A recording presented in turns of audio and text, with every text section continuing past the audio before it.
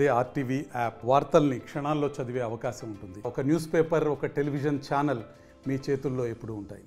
Bharatiya Janata party అభ్యర్థిగా Palamuru parliament నుంచి పోటీ చేసినటువంటి నన్ను నరేంద్ర మోదీ గారి యొక్క ఆశీస్సులతో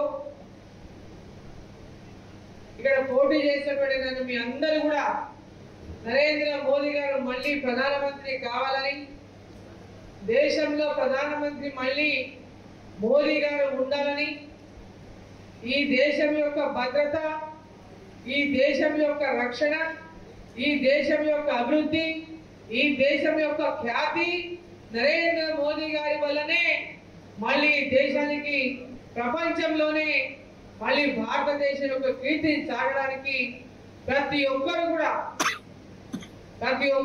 ఈ గెలుపు కోసం ఓటేసినటువంటి ప్రతి ఓటరు మహాశయులకు, ఈ యొక్క ఎన్నికల్లో గెలుపు కోసం కృషి చేసినటువంటి ప్రతి భారతీయ జనతా పార్టీ కార్యకర్తకు, నాయకులకు, అదేవిధంగా ఈ ఎన్నికల్లో భారతీయ జనతా పార్టీ గెలవాలని పార్టీలకు అతీతంగా పనిచేసినటువంటి అనేక మంది విద్యావంతులకు, అదేవిధంగా ఎన్నికల్లో భారతీయ జనతా పార్టీలో చేరినటువంటి చాలా మంది టిఆర్ఎస్ పార్టీ నుంచి చేరిన అందరు ముఖ్యులకు అందరికీ, వేదిక మీద ఉన్నవాళ్ళు, లేనటువంటి వాళ్ళు, ప్రతి ఒక్కరికి కూడా, మీడియా మిత్రులకు అందరికీ కూడా శిరస్సు వంచిన ధన్యవాదాలు తెలియజేస్తాము.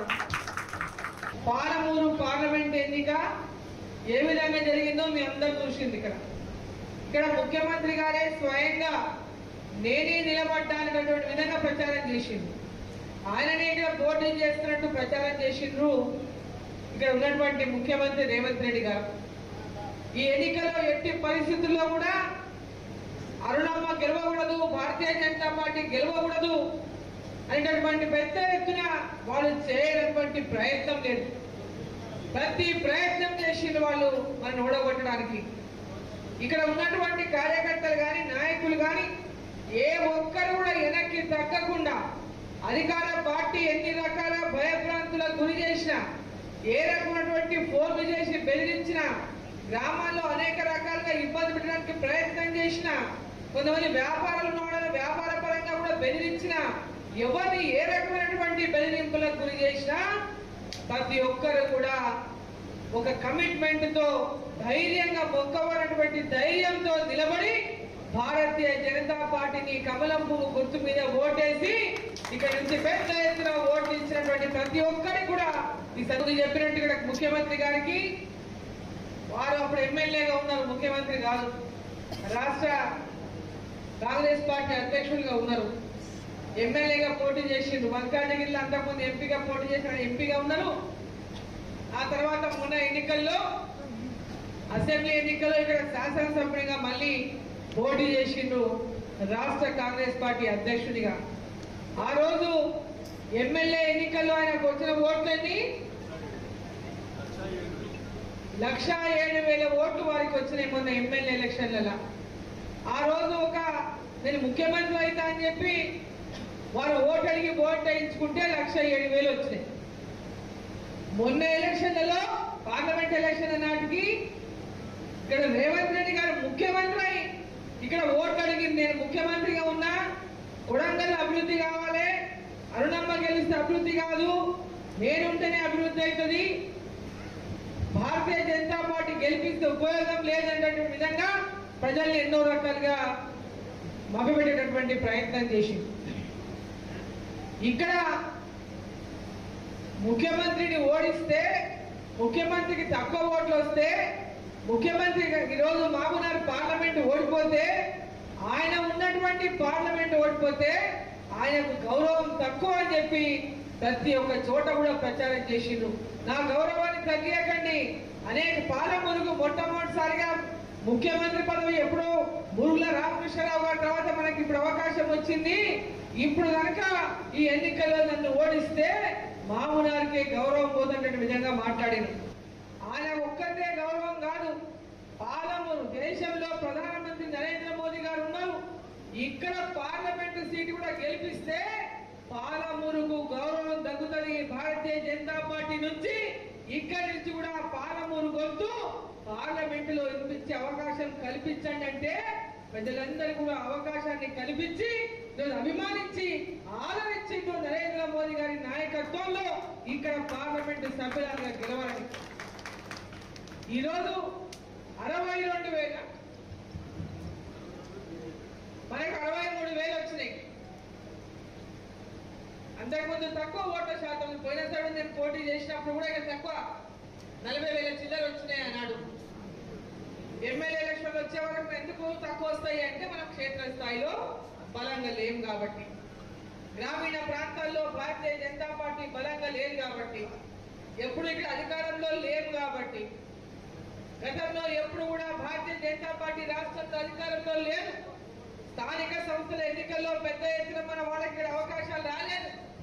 రూలింగ్ పార్టీ ఎవరు రూలింగ్ లో ఉంటే వాళ్ళకే స్థానిక సంస్థల్లో ఓట్లేసి మా పని కాదేమో, మమ్మల్ని ఇబ్బందులు పెడతారేమో, మమ్మల్ని ఎంఆర్ఓ ఆఫీస్ లో ఇబ్బంది అవుతుంది, పోలీస్ స్టేషన్ లో ఇబ్బంది అవుతుంది కాబట్టి ఎవరు రూలింగ్ లో ఉంటే వాళ్ళకే ఓట్లు అనేటటువంటి ఒక అలవాటు గ్రామాల్లో పడిపోయింది. ఆ యొక్క లక్ష్యంతోనే ఎవరు రూలింగ్ లో ఉంటే వాళ్ళకి ఓట్లు వేస్తారు.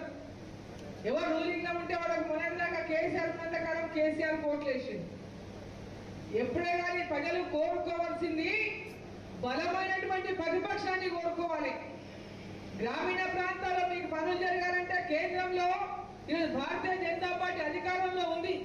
ఇక్కడ పనులన్నీ గ్రామాల్లో జరగాలంటే రూలింగ్ పార్టీ కాంగ్రెస్ పార్టీని గట్టిగా ప్రశ్నించే గొంతు ఇక్కడ ఉండాల్సినటువంటి అవసరం ఉందని ప్రతి గ్రామీణ కార్యకర్త గుర్తించాల్సినటువంటి అవసరం ఉంది. స్థానిక సంస్థల్లో ఉన్నటువంటి అనేక సమస్యలు మీరు గొంతు విప్పితే తప్ప పరిష్కారం కావు. రూలింగ్ పార్టీ కాబట్టి వాళ్ళు చేసినా చేయకపోయినా మనం ఇట్లే భరిద్దాం, అడిగితే మనకు నష్టమవుతుంది, మనకి కష్టం అవుతుంది అంటే గ్రామాలు ఎప్పుడు కూడా అభివృద్ధికి నోచుకోవని చెప్పి సందర్భాన్ని నేను తెలియజేస్తా ఉన్నా. ఈరోజు గ్రామీణ ప్రాంతాల్లో ఉన్నటువంటి ప్రతి గ్రామ పంచాయతీ కానీ, మండలం కానీ, జిల్లా పరిషత్ కానీ, మున్సిపాలిటీలు కానీ ప్రతి ఒక్కటి కూడా రేపు రాబోయేటటువంటి ఎన్నికల్లో భారతీయ జనతా పార్టీ కార్యకర్తలు క్షేత్రస్థాయిలో గట్టిగా ప్రజలకు విశ్వాసం కలిగించే విధంగా నరేంద్ర మోదీ గారి యొక్క పథకాలు, కేంద్ర ప్రభుత్వ పథకాలు ప్రతి ఒక్కరికి తెలియజేస్తూ గ్రామ గ్రామాన ఇంటింటికి తెలియజేసి ఆ పథకాల పట్ల అవగాహన కలిగించి ఆ పథకాలను అందజేసేటువంటి ప్రయత్నాన్ని మన కార్యకర్తలు భుజాన్ని ఎత్తుకొని గ్రామాల్లో పార్టీని బలోపేతం చేయాలని చెప్పి సందర్భంగా నేను కోరుతా ఉన్నా. ప్రతి పథకం కేంద్ర ప్రభుత్వం ద్వారా వచ్చిన పథకాల ద్వారానే ఇలా గ్రామాల్లో అభివృద్ధి జరుగుతుంది, పట్టణాల్లో అభివృద్ధి జరుగుతుంది, రాష్ట్రంలో అభివృద్ధి జరుగుతుంది. మరి అన్ని అంశాలపైన అవగాహన ఉన్న ప్రతి కార్యకర్త మనం సైలెంట్ గా ఉంటే, ప్రజల్లోకి వెళ్ళకపోతే ఎవరు జరుపుకుంటే వాళ్ళు చేసినట్టుగానే భావిస్తారు. కాబట్టి మన ప్రతి కార్యక్రమాన్ని, ప్రతి పథకాన్ని ప్రజల్లోకి తీసుకెళ్లే విధంగా ప్రతి కార్యకర్త గ్రామాల్లో పనిచేయాల్సినటువంటి అవసరం ఉందని చెప్పి సందర్భాన్ని నేను తెలియజేస్తా ఉన్నా. బూత్ కమిటీలు కానీ, మండల కమిటీలు కానీ, ఏ మండలంలో ఆ మండలంలో గ్రామాల్లో ఉన్నటువంటి మన పార్టీ కార్యకర్తలు కేంద్ర ప్రభుత్వ పథకాలన్నింటినీ కూడా ప్రజల్లోకి తీసుకెళ్లాలని చెప్పి సందర్భాన్ని నేను కోరుతా ఉన్నా. ఈరోజు అభివృద్ధి విషయానికి వస్తే ఇక్కడ ముఖ్యమంత్రి గారు ఉన్నారు జిల్లాలో. రాజకీయాలు అయిపోయి మనకు మొన్నటి ఎన్నికలతోన రాజకీయాలు ఎవరు గెలవాలన్నా ప్రజలు గెలిపించిండ్రు, ఎవరు ఉండాలనో వాళ్ళు నిర్ణయం చేసిండ్రు. ఈరోజు అధికారంలో రూలింగ్ లో ఇక్కడ అధికారంలో కాంగ్రెస్ పార్టీ ఉంది, కేంద్రంలో ఎన్డీఏ ప్రభుత్వం నరేంద్ర మోదీ గారు ప్రధానమంత్రిగా ఉన్నారు. ఇక్కడ మనం పార్లమెంట్ మనల్ని గెలిపించిండ్రు. మరి ఈరోజు అభివృద్ధి విషయానికి వస్తే నరేంద్ర మోదీ గారు కేంద్రం ద్వారా ఇవ్వాల్సిన నిధులన్నింటినీ కూడా ఈ రాష్ట్ర ప్రభుత్వానికి ఇక్కడ కాంగ్రెస్ పార్టీ ఉందని చెప్పి పక్కన పెట్టరు. ఈరోజు ఎక్కడ ఏ రాష్ట్రంలో ఏ పార్టీ అధికారంలో ఉన్నా దేశంలో ఉన్నటువంటి అన్ని ప్రాంతాలను అభివృద్ధి చేయాలి, వాళ్ళ అవసరాల యొక్క వారి దృష్టికి తీసుకెళ్తే ఆ యొక్క అవసరాలను, ఆ యొక్క అభివృద్ధిని అందజేసినటువంటి విధంగా నరేంద్ర మోదీ గారు పనిచేసిండ్రు. రేపు రాబోయే కాలంలో కూడా మనం పనిచేస్తాడు తెలంగాణ అభివృద్ధి కోసం. తెలంగాణ అప్పుల కూపంలో కూరుకోల్పోయి ఉంది. అప్పుల కూపంలో ఉన్న ఈ తెలంగాణకు నరేంద్ర మోదీ గారి ప్రభుత్వం సహకారం పూర్తి స్థాయిలో అవసరం ఉన్నదని చెప్పి సందర్భాన్ని నేను తెలియజేస్తా ఉన్నా. ఇప్పటికే ముఖ్యమంత్రి గారు నరేంద్ర మోదీ గారు అనేక సార్లు కలిసిండ్రు, కేంద్ర మంత్రులను కలుస్తా ఉన్నారు. ఈ రాష్ట్రంలో అభివృద్ధి కోసం నిధులు కావాలని చెప్పి కోరుతా ఉన్నారు. రోడ్లు కానీ, రైలు మార్గాలు కానీ, ఈరోజు నేషనల్ హైవేలు కానీ హైదరాబాద్ చుట్టూన్నటువంటి త్రిబులాన్ రోడ్లు కానీ, ఇక్కడ కృష్ణా వికారాబాద్ రైలు కానీ, ఇక్కడ పెద్ద ఎత్తున జరుగుతున్నటువంటి అనేక రకాల ఇయ్యబోయే ఇండ్లు కానీ, ఈ రోజు ఇక్కడ ఏ అభివృద్ధి మున్సిపాలిటీలకు నిధులు కానీ, గ్రామ పంచాయతీలకు నిధులు కానీ, ఇట్లా చెప్పుకుంటూ పోతే ఎలాంటి అభివృద్ధి అయినా కేంద్ర ప్రభుత్వం నిధుల ద్వారానే ఈ అభివృద్ధి కూడా ముందుకు పోతుంది. ఆ ప్రభుత్వము ఈ ప్రభుత్వము కలిసి ముందుకు పయనిస్తేనే అభివృద్ధి సాధ్యమవుతుందని చెప్పి సందర్భంగా నేను తెలియజేస్తా ఉన్నా. ఆ లక్ష్యంతో ఈ రోజు ఇక్కడ ఉన్నటువంటి రాష్ట్ర ప్రభుత్వం రేవంత్ రెడ్డి గారు కూడా అదే లక్ష్యంతో ముందుకు పోవాలే కానీ రాజకీయ కక్షలు అనేటివి ఏ మాత్రం కూడా సమంజసం కాదని చెప్పి సందర్భంగా నేను తెలియజేస్తా ఉన్నా. ప్రతి ఒక్కరికి ఇంకా చాలా ఉంది. మన ముందు అనేక సార్లు కలుసుకుంటాం, వస్తాం, ప్రతి మండలానికి కూడా వస్తాం. కొడంగల్ నియోజకవర్గానికి సంబంధించి ఇక్కడ ధన్యవాద సభ, కృతజ్ఞత సభ చెప్పడానికి మీ అందరినీ కలుసుకోవడానికి రావడం జరిగింది ఇవాళ. మరి యొక్క కృతజ్ఞత సభలో మేమందరినీ కూడా నేను కోరుతా ఉన్నా, ఈ ఎన్నికల్లో ప్రతి ఒక్కరు ఏ విధంగా కృషి చేసి భారతీయ జనతా పార్టీకి ప్రతి గ్రామంలో కమలం పువ్వు గుర్తుకు ఓట్లు పడినాయో దీన్ని ఇంకా పెంపొందించేటటువంటి విధంగా, ఇంకా పార్టీని బలోపేతం చేసి స్థానిక సంస్థల్లో కూడా విజయం సాధించే దిశగా మన పార్టీ కార్యకర్తలు నాయకులు ముందుకు వెళ్ళాలని, దానికి పూర్తిగా నా యొక్క సంపూర్ణ సహకారాన్ని అందిస్తానని చెప్పి సందర్భంగా తెలియజేస్తా ఉన్నా. ఓటేసిన ఓటరు మహాశైలకు కార్యకర్తలకు మరోసారి నా యొక్క హృదయపూర్వకమైనటువంటి ధన్యవాదాలు, కృతజ్ఞతలు తెలియజేసుకుంటూ, సమయం చాలా అయింది, చాలా మంది కాబట్టి నేను మళ్ళీ శాంతనగర్లో కూడా ఉంది, అక్కడ కూడా ఫోన్ల మీద ఫోన్లు కొడుతున్నారు. ఇక దయచేసి సన్మానం చేయాలనుకునే వాళ్ళకి ఎవ్వరు అన్యదా భావించొద్దు. రాజకీయ కక్షలు అనేటివి ఏ మాత్రం కూడా సమంజసం కాదని చెప్పి సందర్భంగా నేను తెలియజేస్తా ఉన్నా. ఇక్కడ మొన్న కొడంగల్లో కొన్ని గ్రామాల్లో కానీ బూతుల్లో కానీ భారతీయ జనతా పార్టీకి ఓట్లు పడినాయి, భారతీయ జనతా పార్టీకి ఓట్లు వేసిందని ఆ గ్రామాల్లో ఉన్నటువంటి కార్యకర్తలను కానీ నాయకులను కానీ ఇబ్బంది పెట్టేటటువంటి విషయంగా ఏ విధంగా అయితే కక్షపూరితమైనటువంటి కార్యక్రమాల కనుక కాంగ్రెస్ పార్టీ పూనుకుంటే ఎట్టి పరిస్థితి కూడా సహించేది లేదని చెప్పి ఈ సందర్భాన్ని తెలియజేస్తా ఉన్నా. రాజకీయాలు ఎన్నికల వరకే ఉండాలి, దాని తర్వాత అభివృద్ధి లక్ష్యంగా మనం పనిచేయాలి.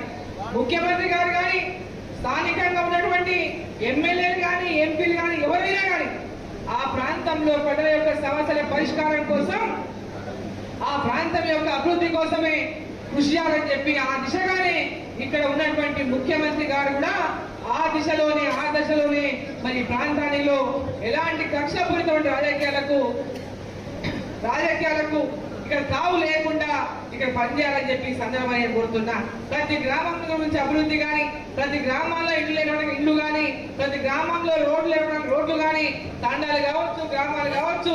అదేవిధంగా ఈరోజు కృష్ణా వికారాబాద్ రైలు రాష్ట్ర ప్రభుత్వం ద్వారా వచ్చేది కాదు, అందరికీ తెలుసు. దాని నిధులంతా కూడా కేంద్ర ప్రభుత్వం ఇచ్చే నిధులు. కేంద్ర ప్రభుత్వం ఇప్పటికే సర్వే నిధులు కేటాయించింది, ఆ ప్రాజెక్టు కూడా నిధులు కేటాయించింది, ఎంత అవసరం కూడా పూర్తిగా కేటాయించడానికి సిద్ధంగా ఉంది. దాన్ని త్వరితగతిన పూర్తి చేసుకోవడానికి మా వంతు కూడా పూర్తి సహకారం కేంద్రం ద్వారా అందిస్తామని చెప్పి సందర్భంగా నేను తెలియజేస్తా ఉన్నా. కృష్ణా వికారాబాద్ లైన్ పూర్తి చేయడానికి మా వంతు కేంద్ర ప్రభుత్వం ద్వారా, నరేంద్ర మోదీ గారి ప్రభుత్వం ద్వారా దాన్ని త్వరగా పూర్తి చేసే విధంగా మా శాయశక్తుల కృషి చేస్తాం. దానికి రాష్ట్ర ప్రభుత్వం కూడా పూర్తి స్థాయిలో ఇక్కడ కోఆపరేట్ చేయాల్సినటువంటి అవసరం ఉందని చెప్పి నేను తెలియజేస్తా ఉన్నా. అదేవిధంగా ఇక్కడ రోడ్లు కానీ, రోడ్లు చాలా గ్రామాలకు రోడ్లు సరిగ్గా లేవు. ఈ పార్లమెంటులోనే కాకుండా కొడంగల్లో కూడా చాలా వెనుకబడినటువంటి ప్రాంతాల్లో రోడ్ల సమస్యలు ఉన్నాయి.